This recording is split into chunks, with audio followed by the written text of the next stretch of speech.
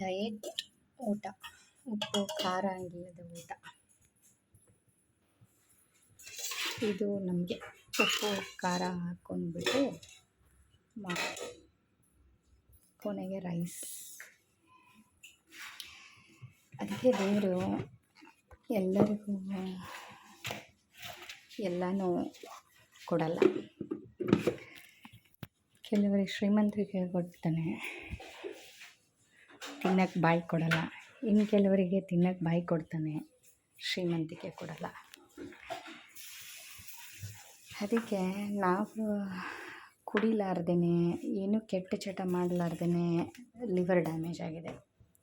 ನಮ್ಮ ಮೂರ್ಖತನದಿಂದ ಆಗಿದೆಯೋ ಅಥವಾ ದೇವರ ಶಿಕ್ಷೆಯಿಂದ ಆಗಿದೆಯೋ, ಅವಳ ಹಣೆ ಬರದಿಂದ ಆಗಿದೆಯೋ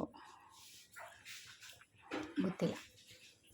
ಬಟ್ ಆಗಿರೋದಂತೂ ಸತ್ಯ. ಆದರೆ ನಮ್ಮ ಅಪ್ಪಂದು ಲಿವರ್ ಡ್ಯಾಮೇಜ್ ಆಗಿ ಕೊನೆಗೆ ಲಾಸ್ಟಲ್ಲಿ ಅವರು ಎಷ್ಟು ಒದ್ದಾಡಿ ನರಳಾಡಿ ರಕ್ತ ಕಕ್ಕಿ ಸತ್ತರು. ಅದನ್ನೆಲ್ಲ ನೋಡಿದ ಮೇಲೆ ಕೆಲವರಿಗೆ ಬುದ್ಧಿ ಬರಬೇಕಾಗಿತ್ತು, ಬಂದಿಲ್ಲ.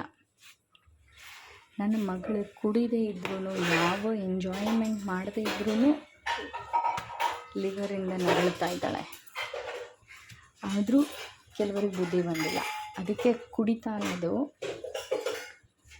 ಅದರಿಂದ ಆಗೋ ಎಫೆಕ್ಟ್ 10-15 ವರ್ಷ ಕುಡಿದ್ರೆ ಇಮ್ಮಿಡಿಯೇಟ್ ತೋರಿಸಲ್ಲ, ಬಟ್ ಒಂದಿನ ತೋರಿಸುತ್ತೆ. ತೋರಿಸಿದಾಗ ಅಷ್ಟರೊಳಗನೆ ಎಲ್ಲ ಡ್ಯಾಮೇಜ್ ಆಗೋಗಿರುತ್ತೆ. 15 ವರ್ಷದಿಂದ ಕುಡಿಯೋರು ಒಮ್ಮೆ ಬಿಟ್ಟ ತಕ್ಷಣ ಏನು ಲಿವರ್ ಫುಲ್ಲು ಹೆಲ್ದಿ ಆಗಿಬಿಡಲ್ಲ.